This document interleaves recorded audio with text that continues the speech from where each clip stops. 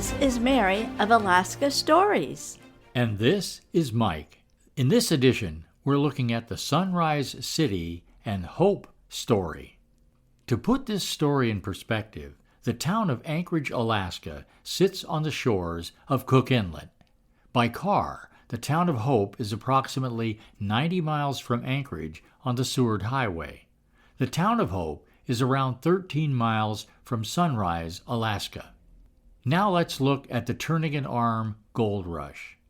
The name Turnagain came about when Captain Cook was sailing in the inlet that would become known as Cook Inlet. But as he sailed the inlet, he kept having to turn the ship again, and so the name Turnagain. Turnagain is one of two narrow branches at the north end of Cook Inlet. The other is Turnagain Arm. The towns of Hope and Sunrise sprang up as supply centers for stampeders during the 1895 Turnagain Arm Gold Rush. The first claim was staked on Resurrection Creek in 1893 by Charles Miller, and by the spring of 1896, around 3,000 stampeders arrived by ship on Cook Inlet. Two settlements sprang up. The one at the mouth of Resurrection Creek was named Hope. It is believed that Hope may have been named after a prospector named Percy Lee Hope.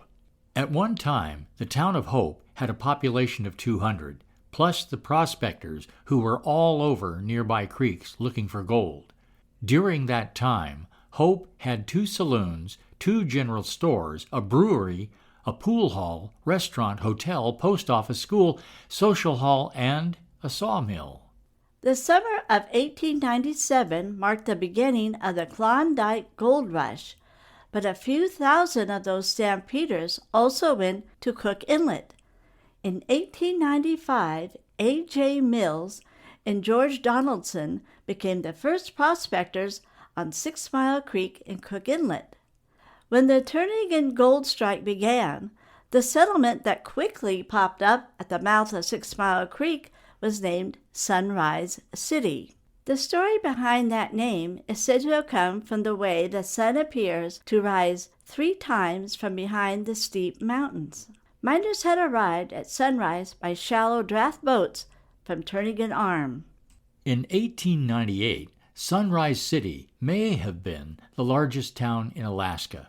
Population numbers vary, but during the gold rush, anywhere from 800 to 2,000 people were estimated to be in and around the town. During that time, Sunrise City had 3 saloons, 3 general stores, a billiard hall, a restaurant, hotel, post office, social hall, and a ferry service. Plus, Sunrise was also the judicial center for Cook Inlet. By 1906, the Turnagain Arm Gold Rush had produced more than $1 million in gold, but the boom was over. When the gold rush began winding down, Sunrise was still an important waypoint for the Iditarod Trail system that linked the town of Seward with mining camps in Knik, Iditarod, and Nome. Supplies were still being ferried from Sunrise to Knik across Cook Inlet. Then came the railroad. The railroad contributed to the decline of Sunrise. By the 1930s, only 1 resident still lived there. The 2010 census lists a population of 18 people still living in Sunrise and a population of 192 still living in Hope, Alaska. Hope and Sunrise City were the oldest gold rush towns on the Iditarod Trail, the government mail route at the time. Today, you can still visit both Hope and Sunrise. Hope has several buildings, but all that's left in Sunrise is the cemetery. Until next time, Mike and Mary, Alaska Stories.